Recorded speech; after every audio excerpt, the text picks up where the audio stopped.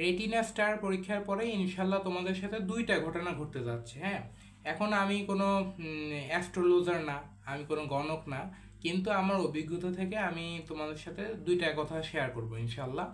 সেটা হলো যে এক নাম্বার, সেটা হলো যে তোমার যদি পরীক্ষা খারাপ হয়, বেশিরভাগ ক্ষেত্রেই এটা হতে পারে যে তোমার পরীক্ষাটা খারাপ হচ্ছে। তো প্রথমে তোমাকে বুঝতে হবে কেন তোমার রেটিনা স্টার পরীক্ষাটা খারাপ হলো। হ্যাঁ, প্রথমত যদি বলি, তোমার রেটিনা স্টার খারাপ হওয়ার পিছনে মেইন কারণ হলো কি, রেটিনা স্টার তুমি প্রশ্ন আসলে বুঝতেই পারো না যে প্রশ্নটা আসলে কি ছিল। হ্যাঁ, তুমি হয়তো পরীক্ষা দিতে গেছো, ভাবছো একটা রিয়েলিটি চেক দিব, কিংবা হয়তো সামনে মেডিকেল টার্গেট, কিংবা হয়তো তোমার এইচএসসি পরীক্ষা আগে তুমি ভাবছো যে একটা পরীক্ষা, কম্পিটিটিভ পরীক্ষা দিয়ে দেখি। তো দিতে গেছো, দিয়ে তো দেখলাই আর কি কি পরীক্ষা হলো আর কি, নাই বলি বাকিটুকু।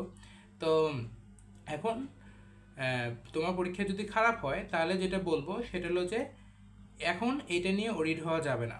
এখন তোমার পরীক্ষা খারাপ হলে যখন রেজাল্ট পাবা, মোবাইলে যখন মেসেজ আসবে, তখন তোমার এটা অনেক মন খারাপ করতে পারে। বিশেষ করে এই সময়টা না আসলে খুবই ইম্পর্টেন্ট সময়, খুবই ইম্পর্টেন্ট সময়। কারণ হলো সামনে আর মাত্র 1 মাস পরে কিন্তু তোমার এইচএসসি পরীক্ষা, এইচএসসি পরীক্ষাটা তোমার কিন্তু মেইন ইম্পর্টেন্ট। তুমি যদি এখন মন খারাপ করে ফেলো, হায় হায় হায় কি হয়ে গেল, তাহলে কিন্তু তোমার সব শেষ। এবং এখন যদি তোমার কনফিডেন্স ডাউন করে, তুমি কিন্তু এইটা এখন যেটা হবে যে তোমার কনফিডেন্স ডাউন করবে, তুমি যদি মন খারাপ করে ফেলো এবং পরবর্তীতে যদি কাম ব্যাক করে না আসতে পারো।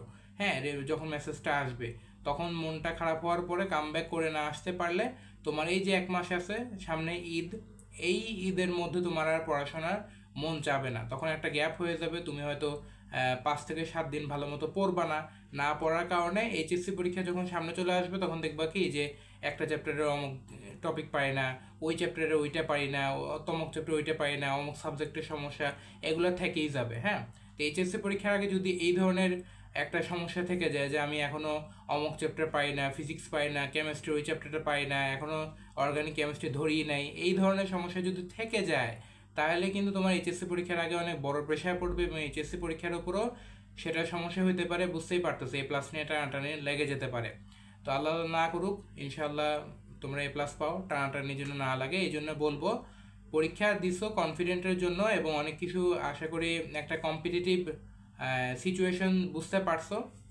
এটা আমি মনে করি তোমার জন্য অনেক কিছু তুমি বুঝতে পারবে পরবর্তীতে যখন অ্যাডমিশনে যাবা, বা এইচএসসি পরীক্ষার মধ্যে মধ্যে যখন কিছুটা অ্যাডমিশনের ভাইব পাবা, তখন আশা করি ইনশাল্লাহ এই জিনিসগুলো তোমার হেল্প করবে।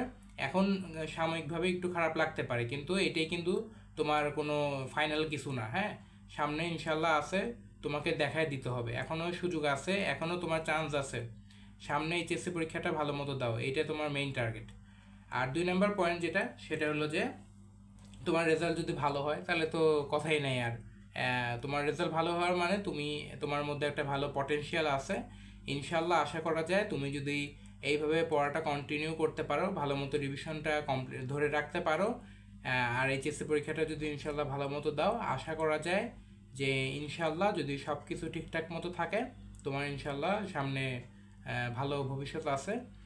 তবে এমন না যে খুব খুব কোনো কিছু গ্যারান্টি দেওয়া যাচ্ছে যে তুমি ইনশাল্লাহ একবার বুয়েট মেডিকেল কাঁপায় ফেলবা, কিন্তু এটা কিন্তু একটা ভালো ইন্ডিকেটর যে তুমি রেটিনা স্টারের মতো একটা পরীক্ষায়, যেটা একটা কম্পিটিটিভ এক্সাম, সেখানে তুমি এইচএসসি পরীক্ষার 1 মাস আগেই ভালো করে ফেলছো, যেটা হয়তো অনেকেই এখন হিমশিম খাচ্ছে, সেগুলো তুমি এখনই রপ্ত করে ফেলছো, যেটা খুবই ভালো।